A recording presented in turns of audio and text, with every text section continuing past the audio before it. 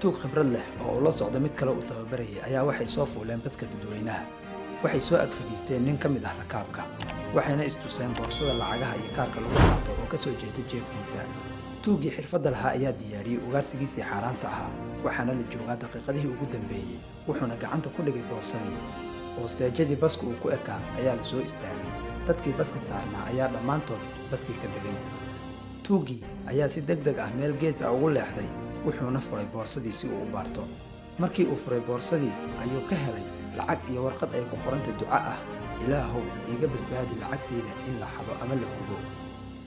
tuuggii ayaa isla markiiba ka daba orday ninkii. markii uu gaadhay ayaa waxa uu siiyey boorsadii, isaga oo ka dhigaya in boorsadu waddada ugaga dhacday, isagana wuu soo qaaday.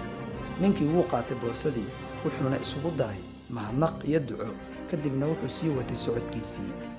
tuuggii tababaranayay ayaa macallinkiisa ku yidhi, waad iga yaabinaysaa.